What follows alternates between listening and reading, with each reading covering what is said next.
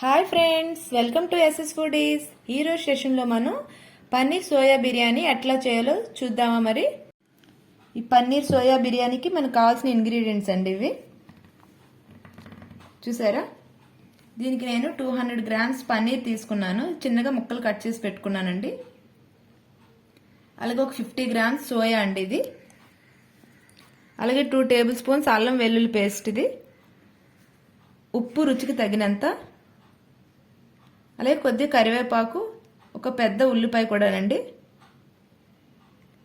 అలాగే 2 బిర్యానీ ఆకులు చిన్నగా కట్ చేసి పెట్టుకున్నాను.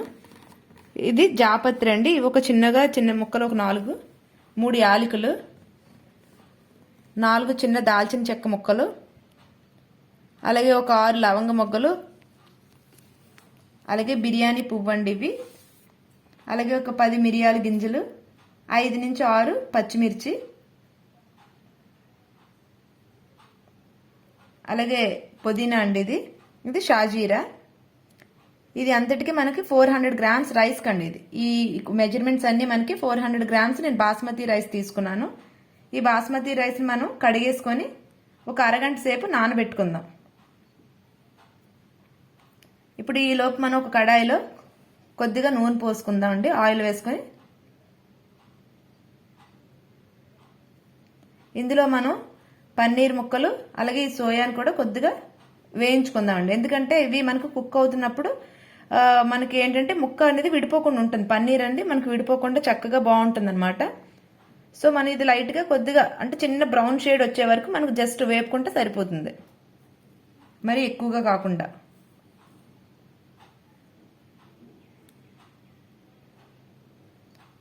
అలాగే ఇవి సోయా అండి. ఇప్పుడు ఈ రెండిటిని కొద్దిగా మనం వేయించుకుందాం. చూసారా, జస్ట్ ఈ మాత్రం వేయితే చాలన్నమాట. వీటిని మనం ఒక ప్లేట్లోకి తీసుకుందాం. ఇప్పుడు మళ్ళీ ఇందులో కొద్దిగా ఆయిల్ వేసుకుందాం అండి. యాక్చువల్గా ఇందులో మనం నెయ్యి అనేది యాడ్ చేసుకుందాం. అది ఇప్పుడే కాదు, మనకి దమ్ పట్టేటప్పుడు మనం నెయ్యి అనేది యాడ్ చేసుకుందాం. ఇప్పుడు జస్ట్ మనం ఆయిల్ మాత్రం కొద్దిగా యాడ్ చేసుకొని ఇట్లాగా మన మసాలా దినుసులు లాంటివి వేపుకుందాం. చూడండి, ఫస్ట్ ఇందులో మనం ఉల్లిపాయలని పచ్చిమిర్చి అవి కూడా వేసి కొద్దిగా వేయిద్దామండి.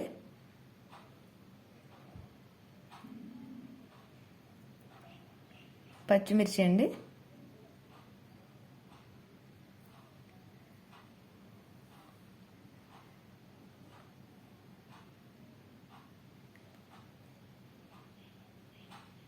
ఇవి కొద్దిగా వేగాక మనం ఏం చేయాలంటే మన మసాలా సామాన్లు కూడా ఇందులో వేసుకొని వేయించుకుందాం.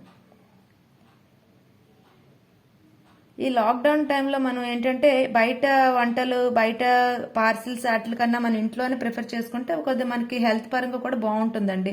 అలాగే నాన్ వెజెస్ కోసం మనకి ఇట్లా క్యూ కట్టుకొని వెయిట్ చేసుకునే బదులు మన ఇంట్లోనే మనకున్న వాటితోటి పాలుతో వాటితో ఏంటంటే పన్నీర్ తయారు చేసుకొని పన్నీర్ బిర్యానీ అట్లా తయారు చేసుకుంటే మనకి బాగుంటుంది అనమాట.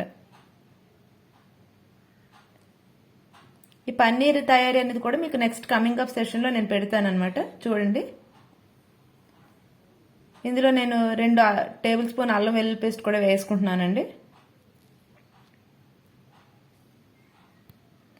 అల్లం వెల్లుల్లి పేస్ట్ కావాలంటే మీరు మరొక 1/2 స్పూన్ ఎక్స్ట్రా వేసుకున్నా బాగానే ఉంటుంది. అలాగే ఉప్పు కూడా రుచికి తగినంత. ప్లస్ మీకు ఏంటంటే ఉప్పు అనేది కొద్దిగా ఎక్కువ ఉండాలండి. ఉప్పు ఎక్కువగా ఉంటేనే మనకి రైస్ కాట్లు కూడా బాగా పడుతుంది.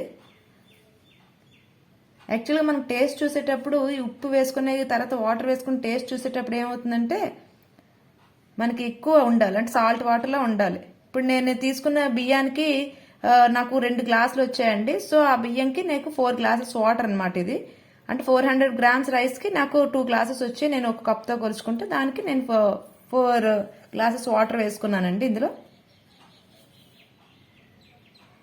ఇది మనం కొద్దిగా బాగా మరగాలన్నమాట. అంటే వాటర్ అనేది బాగా మరిగినప్పుడు మనం ఇందులోకి రైస్ అనేది యాడ్ చేద్దాం.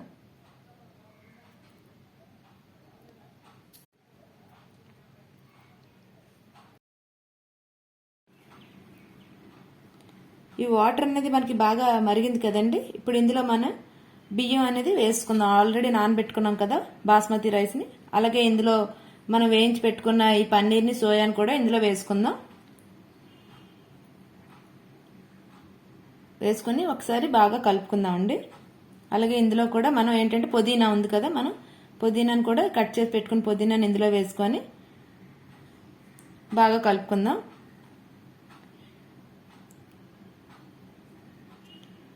ఇది మనకి అట్టేసారు కాబట్టి పర్ఫెక్ట్గా వస్తుందండి కుకింగ్ అనేది. అలాగే ఇది మనం ఒక 10 మినిట్స్ పాటు హైలో పెట్టుకొని దీనికి సరిపోయే మూత పెట్టుకొని ఉడికించుకుందాం. 10 మినిట్స్ తర్వాత చూసారా మన బిర్యానీ అనేది ఎట్లా ఉందో, లైట్ కొద్దిగా చెమ్మ అనేది ఉంటుందన్నమాట. ఇది మనం దమ్ పెట్టుకుంటే మనకి కరెక్ట్గా వస్తుంది. ఇప్పుడు ఇందులో మనం కొద్దిగా నెయ్యి యాడ్ చేద్దామండి. నెయ్యి అనేది కంపల్సరీగా యాడ్ చేసుకోవాలి. మనకి ఇట్లా 90% తర్వాత కుక్ అయిన తర్వాత నెయ్యి అనేది మనకి 2 to 3 స్పూన్స్ నెయ్యి అనేది వేసుకోవాలి. అలాగే సాఫ్రాన్ మిల్క్ అండి, కుంకుమ పువ్వు యాడ్ చేసిన మిల్క్ అనమాట. ఇది కూడా మనం వేసుకుంటే ఈ ఫ్లేవర్ అనేది మనకి బాగుంటుంది. చూసారా మనకి కలర్ఫుల్గా వస్తుంది అనమాట. ఈ సాఫ్రాన్ మిల్క్ యాడ్ చేసుకోవడం వల్ల మన బిర్యానీ అనేది కలర్ఫుల్గా వస్తుంది. ఇప్పుడు దీన్ని మనం మూత పెట్టేసుకొని దీని మీద ఒక వెయిట్ పెట్టుకుందామండి. వెయిట్ పెట్టుకొని ఒక 5 మినిట్స్ పాటు దమ్ము పెట్టుకుంటే బాగుంటుంది.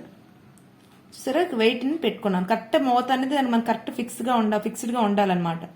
ఇప్పుడు ఒక 5 మినిట్స్ తర్వాత దీన్ని మనం స్టవ్ ఆఫ్ చేసుకున్నాక ఒక 15 మినిట్స్ పాటు దీన్ని ఓపెన్ చేయకుండా అట్లాగే ఉంచుకోవాలండి. చూడండి 5 మినిట్స్ మనం దీన్ని సిమ్లో పెట్టుకోవాలి. అలాగే 15 మినిట్స్ మాత్రం దమ్ ఓపెన్ చేయకుండా ఉంచుకోవాలి బిర్యానీ అనేది. 15 మినిట్స్ తర్వాత మనం చూడండి మన బిర్యానీ ఎంత పొడి పొడిగా వచ్చిందో, చక్కగా ఉంది కదా కలర్ఫుల్గా. చూసారా సాఫ్రాన్ మిల్క్ అది యాడ్ చేయడం వల్ల మనకి మంచి ఫ్లేవర్ కూడా వస్తుందండి. చూసారా ఎంత ఎమ్మీగా ఉందో. దీన్ని కచంబరీతో మనం సర్వ్ చేసుకుంటే చాలా బాగుంటుందండి. ఈ వీడియో కనుక మీకు నచ్చినట్లయితే లైక్ చేసి షేర్ చేసి సబ్స్క్రైబ్ చేయండి. థ్యాంక్ యూ అండి. Thank you for watching. Bye bye.